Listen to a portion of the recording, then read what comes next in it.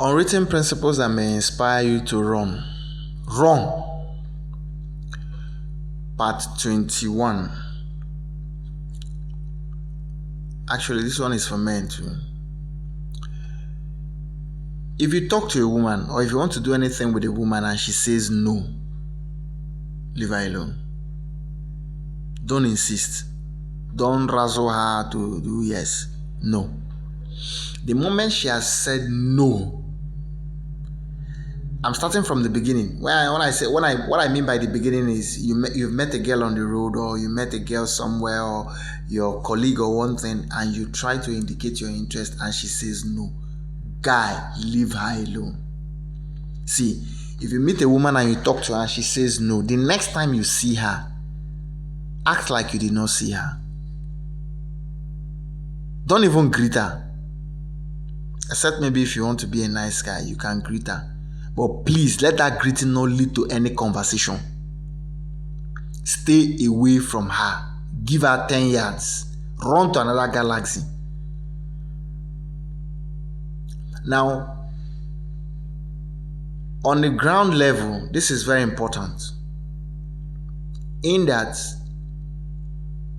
it helps you begin, or it helps men generally begin to make women say what is in their mind or act according to what is in their mind. Because in the past, when women were feminine, it was an accepted norm in a society that a woman can be saying no and she means yes. Or maybe you talk to a woman, you razzle her, she say no, then you start trying to convince her to. That's the past. It's an archaic principle in these modern times. Those things don't work again. The moment you indicate your interest and she says no, let her no be no. Now, in things like marriage or even in relationship, men have been accused. Let's say, for instance, a woman coming to your house with the intention that you're going to knock. Somehow you insisted, or maybe somehow you made a move. Then she, no. Then you somehow insisted. Later you can be accused for rape. And all physical evidence point to the fact that you raped her. So, if a woman tells you no for anything, even if it's on the street, even if it's not a woman you're in a relationship with, maybe you're in a place you need to write, she has a pen and you say, please lend me a pen, she says no, leave her. Now, from another perspective, we need to start teaching women to speak out what is in their mind, to say what is in their mind and act accordingly. That means if, like, maybe your wife, you touch her, you say no, leave her.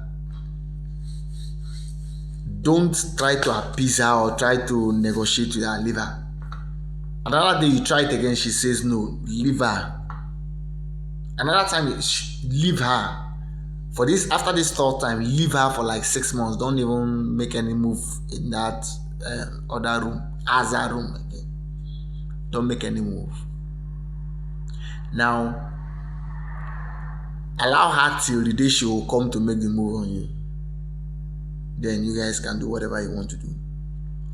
But in the absence of that, what that will teach her, though she may fret and panic and do a lot of things and say you no longer care, you don't like her, don't ever allow all those manipulations move you. Because what she's trying to do is to manipulate you. If she says or does anything, remind her that she said no, or that her body language said no.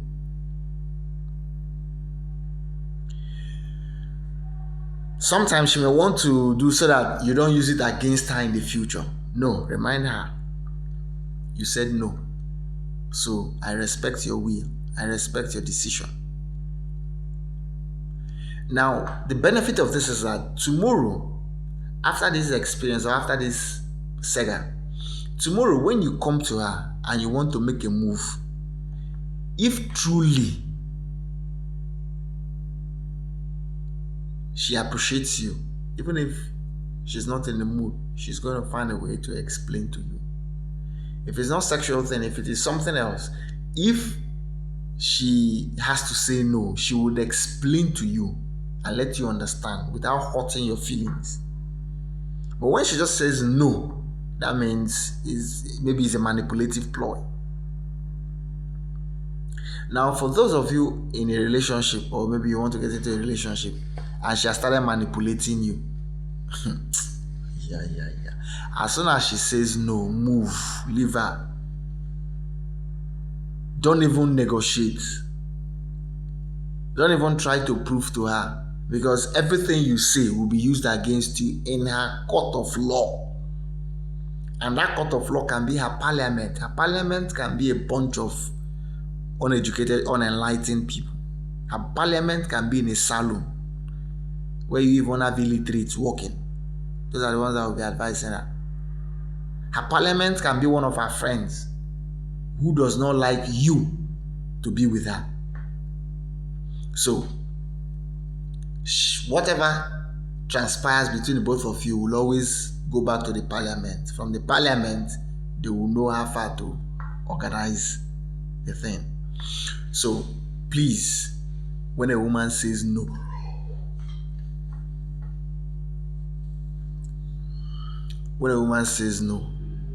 accept it. Don't insist. She has her reasons. Let her be saying no. Be expecting it. Because this will help you. Now, there's one thing about women. When you ask for something and they say no, and somehow you find a way to wrap around, razzle them and make them say yes, they resent you for it.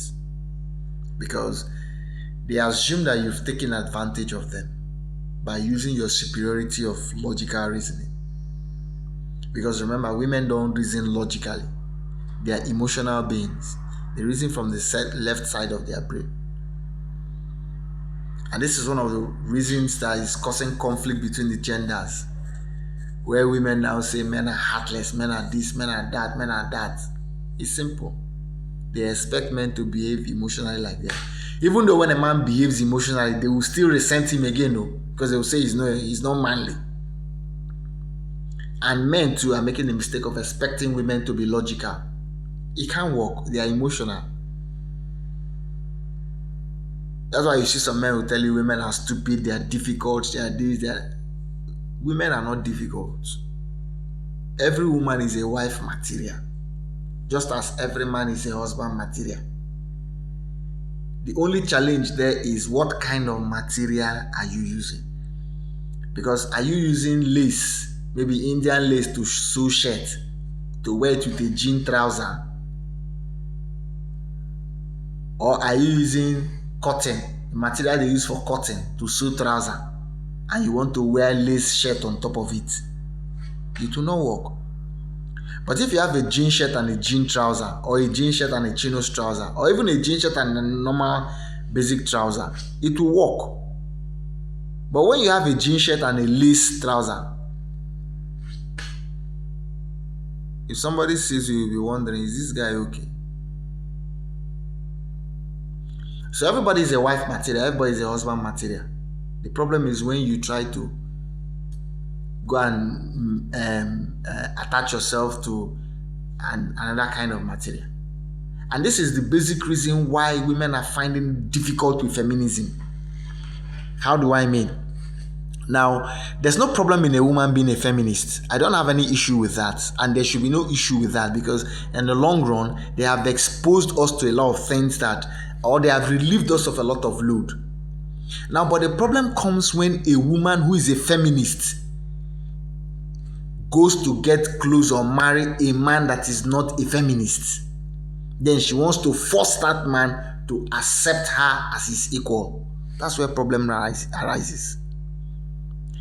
Because I think the better way would have been, if you're a feminist, for God's sake, there are so many men that have been feminized. So attach yourself to such kind of men, make them your friend, marry them. They will accept your leadership. After all, in these modern days, a lot of men are becoming weak. So some men don't have an issue with a woman paying their bills. Look for such men. Marry them. They will be forever loyal to you. But when you're a feminist and you go and marry an alpha male and you expect him to subject himself to you, no.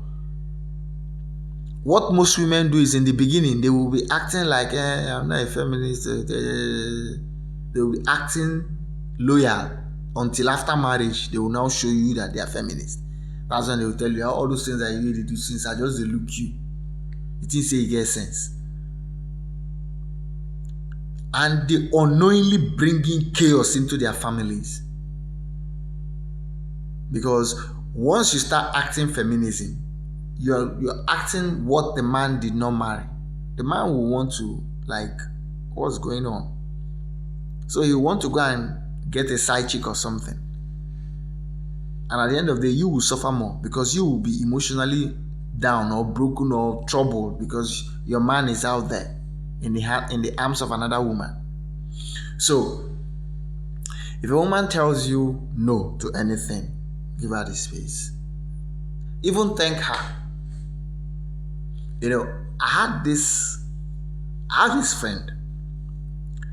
One day we were talking because he has this impression about me that I chase a lot of women and all that.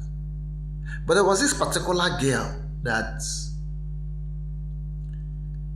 he knows. I actually asked the girl out. I didn't bother because that has been my policy from the first day I started asking women out. If I ask a woman out, the moment she says no, I don't go. You won't see me. Sometimes the next time I see her, I don't even greet you. I don't pass go my way. Why? Because do you expect me to come and proselyte before you and beg you so that you behave anyhow? You be making guy for me. Who are you? The only kind of woman I will proselyte before, the woman I will beg, I can beg her, is a woman that has written books. That when I read the books, I have an aha moment. That's the kind of woman I will beg.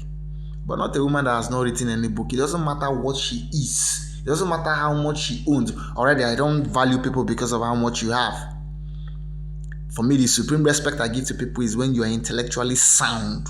When I can learn from you, from our conversations. When I can hold intelligent conversations with you. Because I'm sapiosexual. So he now said that this is my friend. One day we were just talking because he knew about that lady. So one day he was like, what? Okay, we were having a conversation and he was trying to make it look like I had grudges for the girl. And I'm like, at the point I tried to... So at the point he now said that, is it by force? That if you ask a girl out and she refuses, you should leave her alone. And I'm like, I now corrected him. I said, no. Where you are going is not the right way. Because for me, if I ask a girl out and she says no, I don't go. Except if maybe by my psychological analysis, I see that she's just trying to say no to not to seem cheap. The next thing I'll do is I'll pick up a conversation. I'll try to open a conversation. Because though, yes, I'm a poet, I'm a writer, but I don't use lines if I'm talking to a woman. All my life. As I meet you, I tell you, Elia Stanley is my name. I'd like to be your friend. For some people, I'll just say, I see you like someone who's intelligent. That's if I see that. If by my analysis, I think she's intelligent. By one or two things she has done. I'll say, I think you're intelligent and I like this. Or I could just say, I like this, I like that. But I never tell a woman that I like her clothes. Because telling her you like her clothes is fanning her materialism to me. So I don't. So if I talk to a woman and she says no, but she's just being smeh, she do smeh, I'll pick up a conversation. Then we may gist. Sometimes we'll gist. So at the end of the day, maybe I may want to exchange numbers. But in those days when there were no phone, I'll find a way and, okay, how do we see again? If at the end of the day she says we cannot see, I move on. Even now that there are phones, sometimes a girl could give you green light. You guys will gist very well. And at the end of the day, when it's time to exchange numbers, she will tell you that no, she cannot give you a number. I move on. I don't stress you. I appreciate the fact that I've had a good conversation with you. Because sometimes as a writer, when I don't write, my head don't full. I feel like having a conversation with a woman. So if I see a woman that time, I wrestle that time like mad. I wrestle women that time like mad because new conversations or new women in my life makes me feel better. Not like I want a relationship. No. I just want friendship. I just want, maybe sometimes I may even just gist with you very well that first day. Even if you give me your number, I will not contact you again. Maybe once in a while you may just receive a text from me, but I won't contact you again because you have the purpose that I wanted you for. You've served it, and I've moved on. So I just told myself, if you ask a woman out and she says no, why? You move on and forget her. So I don't have any issue with that lady. He was a bit surprised, but I had to prove it to him. I said, look, me, I no be like that too. I don't force women for anything. Because I don't want anybody to accuse me of anything, because the power of accusation is one power that women have over men. So when a woman tells you no, respect her opinion and walk away. Don't look back. Don't flinch. Thank her. Be nice to her. Don't be rude to her. Be nice. If you see another day, if it's a girl you're asking out or something, if you see another day, you can wave her, but I'll suggest you don't wave, you don't greet, just pass, go. Then maybe the next second time you see her, you can greet her. You can do it intermittently. Sometimes you see her, you blank. Sometimes you see her, you greet her. Why you're doing that is to let her understand that you're not under her influence and you're not trying to pressure her into anything. Because for some of them, if each time you see them, you greet them, they will have it in mind that this guy is still, he wants me at all costs. Just do your thing, okay? So respect a woman's privacy. If she says no. Respect her. Even if it's not a woman you're asking out, it's a woman that you want to do something with in any way. It could be on the road. In fact, as a matter of fact, in the past, when our society was a bit safer, now if I'm sitting in front of a taxi and a woman wants to enter that taxi, normally I will come down for her to enter inside, then I will sit. But since the rise of feminism, I don't do that again.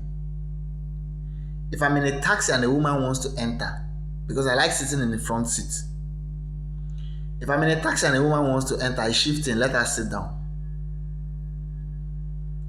so that she feels very free. Because some women now feel insulted. And in the past, because of my choices I have choices, a lot of choices in a lot of things I do. So if I want to enter a taxi or maybe a bus, there are times that maybe the particular seat I want to enter, that I want to sit, there's somebody there. Like normally in buses now, I like to sit in the first seat, that first bench behind the driver. Sometimes there are people there. So when I'm approaching the bus and they see that I don't want to enter because of this person that is in, they will go and appeal to maybe the lady, say, please come and sit another place so that this guy will sit here. In the past, I used to allow it. But since feminism, the moment you even want to go and approach that person, I will tell you, if you tell that lady to come down and go to another place, I know will enter that bus. Why? Because I know that in her heart, she's not comfortable with it. Most of them are not. They feel abused. They feel cheated. They feel that you've dominated them. So let her know, be her no. One day I wanted to travel. I think this happened last year. I wanted to travel to my place. So when I got to the park, the bus was almost filled. Now, the seat behind the driver, there was a lady sitting there too. She's a young girl, maybe in her mid-20s or late 20s. So I now asked the driver, I said, which is the next bus that is going? Because I want to go and enter that next one. Because normally I'm not, that's my method. Especially if I get to park or I get to where there are so many buses. Even in these modern days where you have keke bus, I don't like staying behind. once there are people seated on that first seat, if there are two people, sometimes I may now sit on the thought that that's the last person. But most times, I prefer to sit inside or in this as the second person.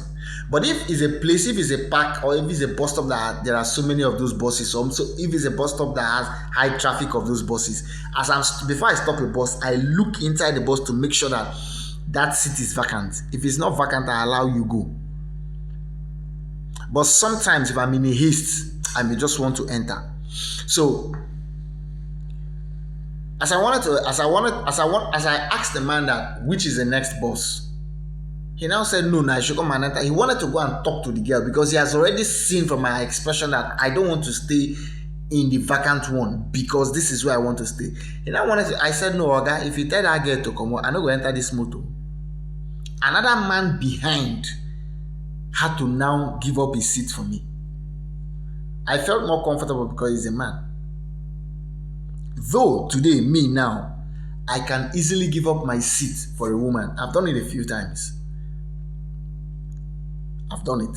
And I do that because to me, maybe it convinces me that I don't have any grudge towards them because of how they behave. Like if I'm sitting in a keke taxi, that's keke by the tricycle. Normally I don't like sitting in front because it's inconveniencing for me. Because sometimes I'm watching videos while in my phone, or I'm typing text messages, I'm typing an article, I'm doing one thing on my phone. So sitting in front is inconveniencing for me. I like behind. But there have been a few times that, people that will stop the keke who also do not like staying in front. These are women who also do not like staying in front. When they stop the keke and they see that it's only the front seat that is vacant, they will tell the keke to go. I'll just say, don't worry. I will now come and sit in front for them to stay behind. Then even if I was operating my phone, I'll just put it in my pocket. I've done it a few times. Now, I do it to assure myself that let it just be. Maybe I'm just being nice to them. Okay? So please, let the woman's no be no. Don't try to think that she means yes when she's saying no. No, she's not. She means her no, and stay away from her. Cheers.